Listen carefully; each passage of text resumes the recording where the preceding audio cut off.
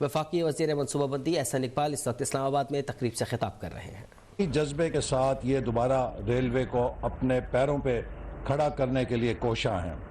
Railway کسی بھی ملک کی ترقی میں بیک بون کا کردار ادا کرتی ہے۔ آج پاکستان جن معاشی بحرانوں میں گھرا ہوا ہے ان سے نکلنے کا فقط ایک راستہ ہے، اور 75 سالوں کی ناکامی کا بھی صرف ایک راستہ ہے کہ ہم نے اس ملک میں وہ پولیٹیکل سٹیبلٹی اور کنٹینیوٹی نہیں پیدا ہونے دی کہ جس سے پاکستان کے ترقی کے منصوبے کامیابی سے آگے بڑھ سکتے۔ آج اگر ہم نے اپنے پیروں پہ کھڑا ہونا ہے تو پاکستان کو ایک ایکسپورٹ لیڈ اکانومی بنانا ہے۔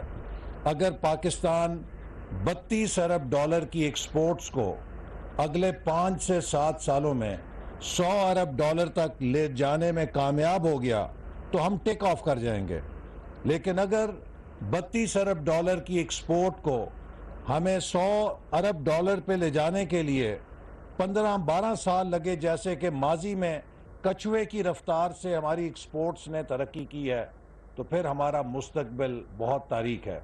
اور اگر ہم نے ایکسپورٹ ڈیولپمنٹ کرنی ہے تو اس میں لاجسٹکس کا بے حد اہم کردار ہے، اور ریلوے پاکستان کی ایکسپورٹ پوٹینشل کو ترقی دینے میں اپنے کارگو سروس کے ذریعے ایک کلیدی کردار ادا کر سکتی ہے۔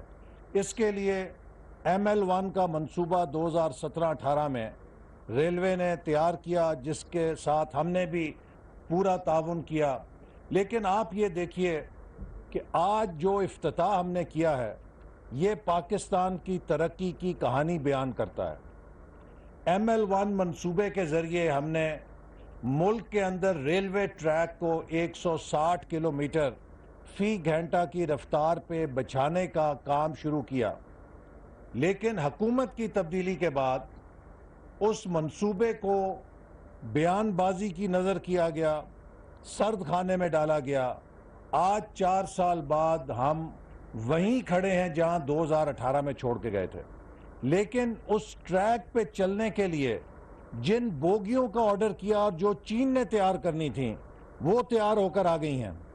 تو آج المیہ یہ ہے کہ 160 کلومیٹر کی رفتار سے چلنے والی بوگی ہمارے پاس آ گئی ہے، لیکن ہم اس ٹریک کو نہیں ڈال سکے چونکہ پچھلے 4 سالوں کے اندر وہ کام نہیں ہو سکا جو ہمیں کیا جانا تھا۔ یہ وہ علامتیں ہیں ہماری ناکامی کی کہ اس ملک میں جو پولیٹیکل سٹیبلٹی نہیں ہوتی، تسلسل نہیں ہوتا، تو اس کا خمیازہ بھگتنا پڑتا ہے۔ آج شہباز شریف صاحب کی قیادت میں حکومت کو جو فیصلے کرنے پڑ رہے ہیں، میں ان کی مثال اس کلائمیٹ ڈیزاسٹر کے سے دیتا ہوں جس کا پاکستان نے سامنا کیا ہے۔ پاکستان 1% سے کم کاربن ایمیشن کرتا ہے۔ ہمارا دنیا میں آلودگی پھیلانے میں کوئی دور دور تک کردار نہیں، لیکن دنیا کی سب سے بڑے کلائمیٹ ڈیزاسٹر کی ہمیں 30 ارب ڈالر کی مار پڑی ہے۔ اسی طرح آج جو معاشی مار پاکستان کھا رہا ہے اس میں اس حکومت کا کوئی لینا دینا نہیں ہے۔ آج یہ حکومت اس معاشی آلودگی کی قیمت ادا کر رہی ہے کہ جو پچھلے دور کے اندر فیصلے نہ کر کے یا غلط فیصلے کر کے کی گئی ہے، لیکن چونکہ یہ ہمارا چیلنج ہے، انشاءاللہ تعالی اس پر ہم پورا اتریں گے، پاکستان کو اس بحرانوں سے نکالیں گے۔ آخر میں خواجہ سعد رفیق صاحب نے بھی کہا، میں بھی وزیر اعظم صاحب سے کہوں گا کہ پاکستان کے جو ٹیکنیکل ایشوز ہیں اس میں ایک بڑی وجہ یہ ہے کہ پاکستان کے اندر ہمارے قومی انتظامی ڈھانچے میں انجینئرز کا کیڈر موجود نہیں ہے، آفس مینجمنٹ کا کیڈر ہے، ایڈمنسٹریٹو سروس کا کیڈر ہے، پولیس سروس کا کیڈر ہے، فورن سروس کا کیڈر ہے۔ اب ضرورت ہے کہ ٹیکنیکل پاکستان کو بالادستی دینے کے لیے انجینئرز کا بھی ایک پروفیشنل کیڈر دیا جائے، تاکہ وہ ریلوے جیسا شعبہ، national high way authority, water and power, جہاں جہاں ٹیکنیکل شعبہ جات ہیں اس کے اندر ایک ٹیکنیکل ایڈمنسٹریٹو سٹرکچر موجود ہونا چاہیے جو پاکستان کو آکے لے کے جائے۔ میں خواجہ سعد رفیق صاحب کو، ان کی ٹیم کو مبارکباد دیتا ہوں کہ انہوں نے نہایت محنت کے ساتھ اس ریلوے کی گرین لائن کو لانچ کیا ہے. بلا شبہ یہ گرین لائن کسی بھی 5 سٹار سروس یا کسی بھی جہاز کی بزنس کلاس سے کم نہیں ہے. میں امید کرتا ہوں کہ پاکستان کے شہری اس سروس کا بھرپور فائدہ اٹھائیں گے. پاکستان زندہ باد.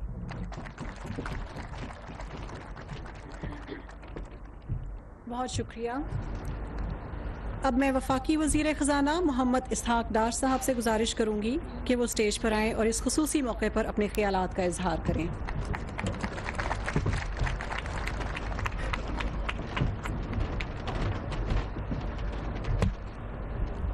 بسم اللہ الرحمن الرحیم. نحمد و نصلی علی رسول الکریم. عزت مآب جناب وزیر اعظم پاکستان میاں محمد شہباز شریف صاحب، جناب وزیر ریلوے خواجہ سعد رفیق صاحب، جناب وزیر پلاننگ پروفیسر احسن اقبال صاحب، ریلوے کے حکام، ساتھیوں، diplomats, Chinese ambassador and Hare team, آپ سب کو السلام علیکم اینڈ ویری گڈ آفٹرنون. میں بہت بریفلی بات کروں گا. میں سب سے پہلے تو دل کی گہرائیوں سے میں وزیر ریلوے کو اور ان کی ٹیم کو مبارکباد پیش کرتا ہوں کہ انہوں نے بڑی محنت سے ایک دوبارہ بہت بڑا کام سر انجام دیا، اور گرین لائن جو کہ ایک بہت بڑی سروس تھی جس کا خاتمہ ہو چکا تھا، تو اس کو ریوائیو کیا. ابھی انہوں نے اس کی انسپیکشن جناب وزیر اعظم کو کروائی، اور بڑی بہت ہی امپریسو، لائک ایک جہاز کی جو فیسلٹیز ہے اس طرح کی فیسلٹیز ہیں، اور اس کا جو کمپیریزن ہے کاسٹ کا، وہ یعنی as compare to airline وہ میرا خیال ہے ہارڈلی کوئی 20-25% سے زیادہ نہیں ہے. تو اس کو بالکل پرموٹ کرنا چاہیے، کیونکہ جو دوسری کچھ تجاویز جناب خواجہ سعد رفیق صاحب نے فرمائی ہیں، میں نے نوٹ کر لی ہیں. انہوں نے کو پارٹس کی امپورٹ کے حوالے سے ویور کی بات کی ہے، اور میں ان کو بالکل سپورٹ کرتا ہوں. دنیا میں جہاں بھی آپ ریلوے کو پھلتا پھلتا پائیں گے، آپ سب most of you must have travelled abroad, تو ریلوے کا جو ہے وہ کمرشل اس کی جو بلڈنگ ہے وہ ریلوے کے اندر ٹریک ہوتا ہے، ارد گرد تو ایک بہت بڑا ایک کمرشل ایک وینچر کھڑا ہو جاتا ہے، اور وہ آپ ریلوے سے زیادہ وہ فائنینسنگ اور انکم پروڈیوس کرتا ہے. تو میں سمجھتا ہوں کہ خواجہ صاحب کو آئی ایم شور وزیر اعظم صاحب کی پوری سپورٹ حاصل ہوگی، اور جتنی جلدی یہ اس طرف لے کے جائیں گے، ریلوے انشاءاللہ نہ صرف اپنے پاؤں پہ کھڑا ہوگا بلکہ کنٹریبیوٹ کرے گا ایکسچیکر کو بھی ایز اے انسٹیٹیوشن. دوسری جو خواجہ صاحب نے فرمایا ML1 کا، اس میں بھی ہے کمپلیمنٹ ہز تھاٹس، کیونکہ جب یہ اوریجنلی کنسیو کیا گیا تھا as part of CPEC which was $46 billion, ML1 was $6 billion. Today it may cost $11 to $12 billion. This is the legacy of the previous government which this government has inherited. They should have actually implemented that, but they could not. تو خواجہ صاحب کی سوچ بالکل ٹھیک ہے.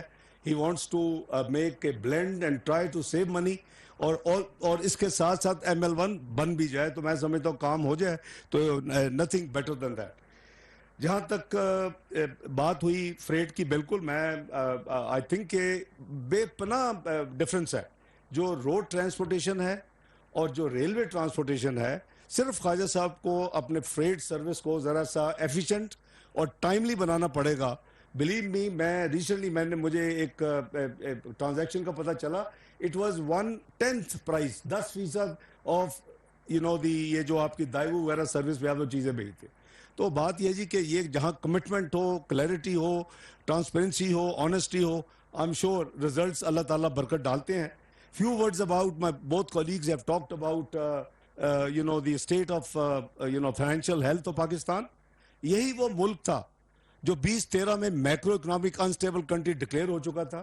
یہی وہ ملک تھا جس کے لیے یہ پریڈکٹ کیا گیا تھا فیبرری 2013 میں، نو میٹر کون سی پولیٹیکل پارٹی الیکشن جیت کے آئے گی، they will have to declare default within 6 to 7 months. یہ ملک under the leadership of Mian Nawaz Sharif and PMLN، اور اس وقت شہباز شریف صاحب ایز چیف منسٹر ایک بہت بڑا رول تھا ایک بہت بڑے صوبے میں جو آدھا پاکستان ہے. تو اس وقت 3 سال میں یہ پاکستان کی economy is totally turned around. Inflation 2% food کی, میں I want to remind you, general inflation 4.6%, G D P growth 6.1%, آپ کے highest reserves in the world, آپ کی stock market best in the South Asia, آپ کی stock market best 5th best in the world, اور آپ کی طرف تمام دنیا کے ادارے دیکھ رہے تھے, اور جیپنیز جیٹرو نے پریڈکٹ کیا Pakistan is likely to be the second choices place for foreign direct investment. یہ بدقسمتی ہے اس قوم کی کہ آج ہم 5 سال کے بعد کہاں کھڑے ہو گئے ہیں. اس کا محاسبہ ہونا چاہیے. ہم 24ویں معیشت بن چکے تھے 2016 میں, آج پچھلے سال پاکستان کی معیشت دنیا کی 47 معیشت ہے. اس پہ پوری طرح انویسٹیگیشن ہونی چاہیے کہ کون سی غلطیاں کی, کیا ہوا, کیا وجہ ہے کہ 24ویں معیشت سے 20ویں معیشت میں داخل ہونے کی پریڈکشن کے باوجود پاکستان میں جو کھیل کھیلے گئے آج ہم 47th economy of the world ہے.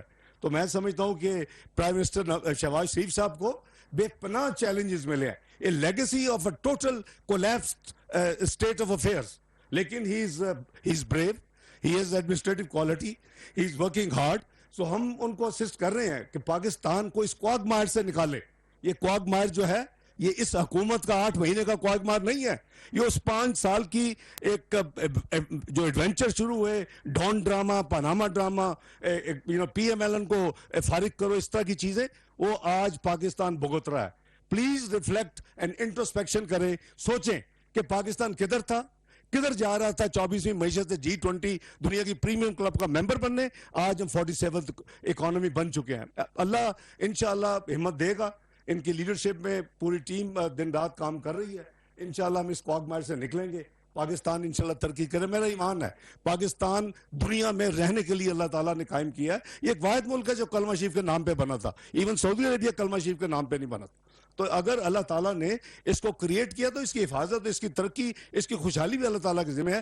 ہم لوگوں کی ایز اے نیشن وہ نیت اور ہارڈ ورک درکار ہے, اور اس میں 5 سال میں جو تباہی ہوئی ہے, یو کین سمپلی گیس کے حالات آج کیا ہیں. اللہ نے چاہا تو انشاءاللہ شہباز شریف صاحب کی وزیر اعظم کے طور پہ ان کی گائیڈنس میں ہم پوری کوشش کریں گے کہ جتنی زیادہ اگلے جنرل الیکشن سے پہلے ہم پاکستان کی بہتری لا سکیں وہ کریں, اور اللہ تعالیٰ کرے کہ اس کے بعد ان کو دوبارہ موقع ملے اور ہم دوبارہ پاکستان کا الیکشن لڑیں. آپ کے پاس ہسٹری ہے, who makes development, who takes economy across the world and globe.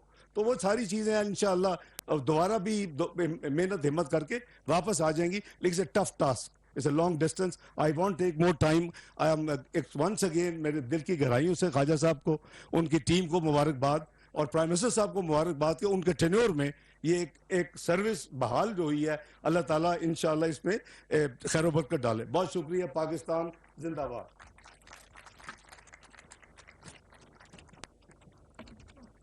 بہت شکریہ آپ کا. گرین لائن ایکسپریس کے اس ایونٹ کی شان میں اضافہ کرنے کے لیے آج مجھے یہ اعزاز حاصل ہے کہ اسلامی جمہوریہ پاکستان کے وزیر اعظم میاں محمد شہباز شریف کو اس خصوصی موقع پر سٹیج پر بلاؤں تاکہ وہ اپنے خیالات سے ہمیں ہمکنار کر سکیں. شکریہ.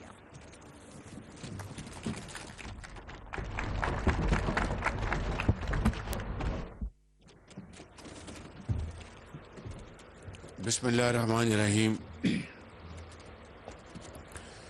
آج کی محفل کے میزبان جناب خواجہ سعد رفیق صاحب, وزیر ریلوے,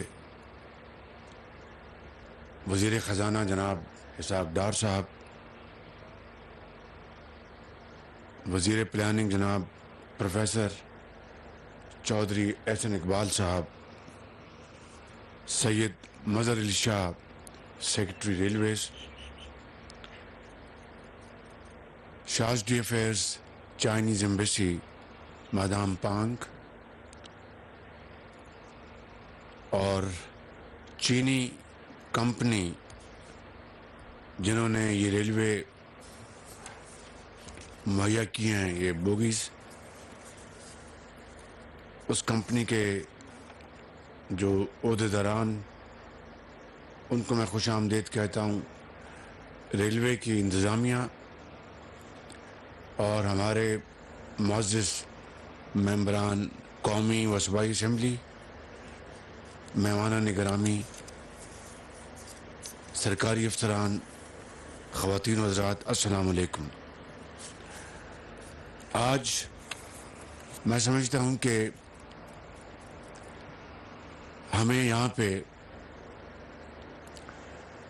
اللہ تعالیٰ کا شکر بجا لانا چاہیے اور ایک حوالے سے اس موقع کو سیلیبریٹ کرنا چاہیے کہ وہ گرین لائن جس کی بنیاد میاں محمد نواز شریف کے پچھلے دور میں رکھی گئی تھی اور اس وقت اس کا اجرا کیا گیا تھا، وہ بدقسمتی سے باقی بے شمار جو منصوبے تھے جس طرح وہ دم توڑ گئے، یہ بھی بدقسمتی سے دم توڑ گئی. اور آج اس کا جو ریوائیول ہے، اس کا جو آیا ہے، ہم اس کو یہاں پر سیلیبریٹ کرتے ہوئے جناب خواجہ سعد رفیق صاحب کو اور ان کی پوری ٹیم کو میں مبارکباد پیش کرنا چاہتا ہوں کہ آپ نے نہایت محنت، ذوق اور شوق کے ساتھ آپ نے گرین لائن کو ریوائیو کیا ہے. اس کے ساتھ میں چائنیز کمپنی کو بھی میں مبارکباد پیش کرنا چاہتا ہوں جنہوں نے بہت اچھی ویگنز یہاں پر مہیا کی. میں نے ابھی ان تمام ویگن کو دیکھا ہے اور 2 سے ہم خود گزرے ہیں. ماشاءاللہ بڑی جدید سہولتیں موجود ہیں، وائی فائی ہے اور فلیکسیبل سیٹس ہیں، بیڈز ہیں، اور سب سے بڑھ کے جس کو میں سمجھتا ہوں کہ خواجہ صاحب نے پوری قوم کو بتا دیا ہے کہ وہ آؤٹ سورسنگ میں یقین رکھتے ہیں اور یہی آج کے زمانے کا وے فارورڈ ہے.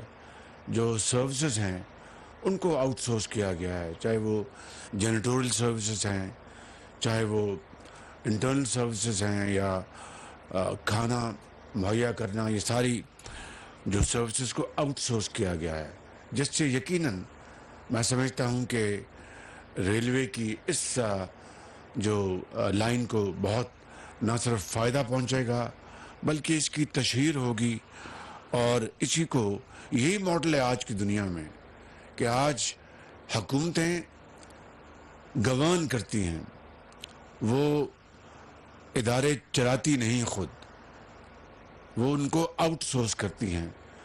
اور اس کی آپ ایک وجہ دیکھ لیں کہ جو ایس او ایز ہیں، اسٹیٹ اونڈ انٹرپرائزز، ان کا آج کیا حشر بنا. آج اب اسٹیل مل کو دیکھیں اور بے شمار ادارے دیکھیں. خود خواجہ صاحب نے فرمایا کہ ریلوے کو جب ہم نے چھوڑا 2018 میں تو اس کی حالت بڑی محنت سے انہوں نے نواز شریف صاحب کی قیادت میں اس کو امپروو کرنے کی بھرپور کوشش کی. اس کا سامنے اس کا دیکھنے کا نظارہ بھی ملا، لیکن اس کے بعد اس کا کیا حشر ہوا. تو حکومتیں آتی جاتی ہیں. پاکستان آج اس دورائے پہ کھڑا ہے جہاں پر ایک ایک پائی ہم بچانے کی کوشش کر رہے ہیں.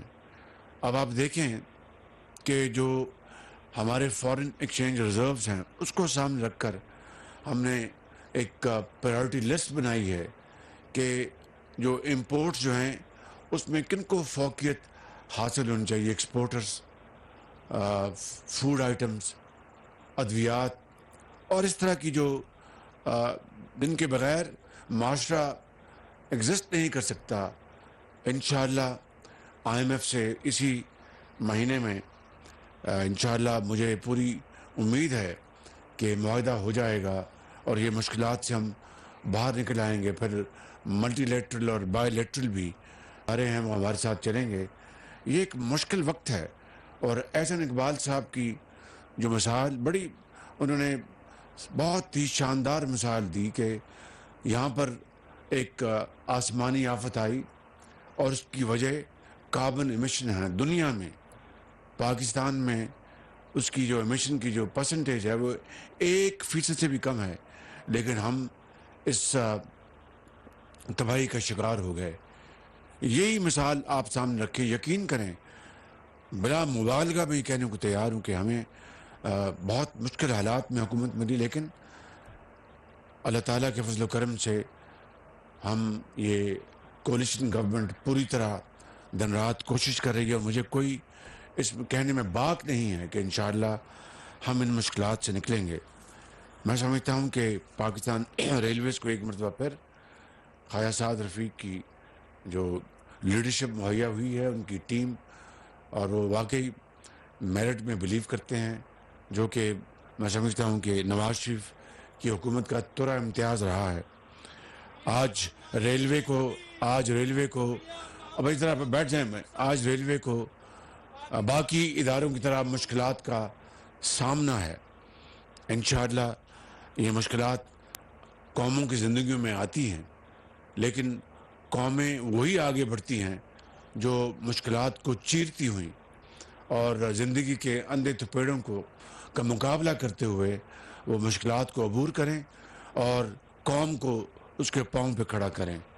انشاءاللہ میں سمجھتا ہوں کہ یہی اس مخلوط حکومت کا ویژن ہے، اور اس کے اوپر انشاءاللہ ہم پوری طرح عمل پیرا ہوں گے۔ میں آخر میں چینی حکومت کا شکر گزار ہوں، پریزیڈنٹ شی جن پنگ کا، اور ML1 ان کے ہائی ایجنڈا پہ ہے، اور انشاءاللہ ML1 کے اوپر چینی حکومت پوری طرح یکسو ہے کہ وہ انشاءاللہ اس منصوبے کو وہ بڑی تیزی سے آگے بڑھائیں گے۔ کاش یہ ML1 پچھلے 4 سال کی جو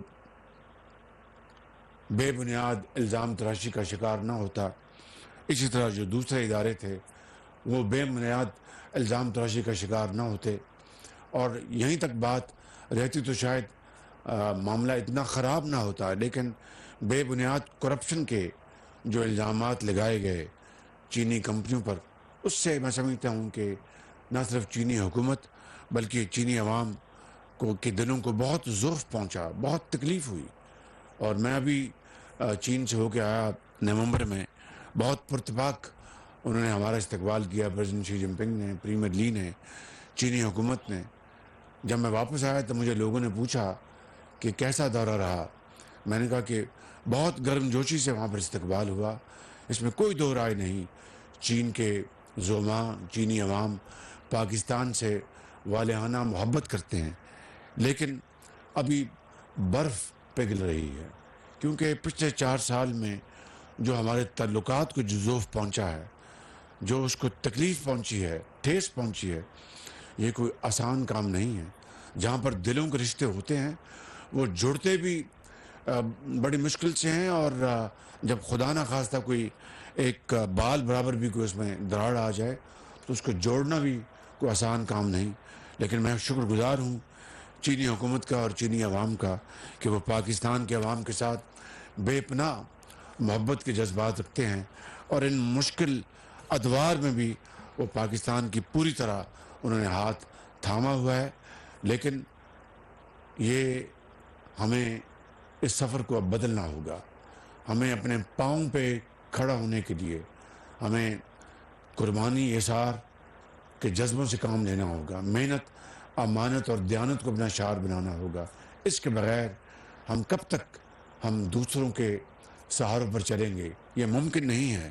یہ میری بات نوٹ کر لیں، یہ عاجز یہ بات بار بار کہتا رہا، اور آج پھر میں کہہ رہا ہوں، یہ سفر مشکل ضرور ہے، ناممکن نہیں، مگر اس کے لیے شرط اول یہ ہے کہ ہمیں ایثار اور قربانی سے کام لینا ہوگا، دن رات محنت کرنی ہوگی، پھر انشاءاللہ یہ ملک خداداد پاکستان انشاءاللہ آگے بڑھے گا اور اپنا کھویا ہوا مقام حاصل کرے گا۔ آپ سب کا بہت شکریہ۔ پاکستان قائد اعظم محمد شہباز شریف تھے، جہاں انہوں نے کہا کہ چائنیز کمپنی اور ریلوے ٹیم کو بہت مبارکباد دیتا ہوں، بدقسمتی سے باقی منصوبوں کی طرح یہ منصوبہ بھی دم توڑ گیا تھا۔ گرین لائن کی بنیاد نواز شریف کے دور میں رکھی گئی تھی۔ وزیر اعظم شریف جنہوں نے آج اسلام آباد میں green line express train service کا افتتاح کر دیا ہے، ان کی جانب سے ٹرین کا معائنہ کیا گیا اور اس کے بعد تقریب سے خطاب کیا گیا۔ وزیر اعظم اس ٹرین منصوبے کے حوالے سے کہہ رہے تھے کہ یہ منصوبہ نواز شریف کی جانب سے رکھا گیا تھا۔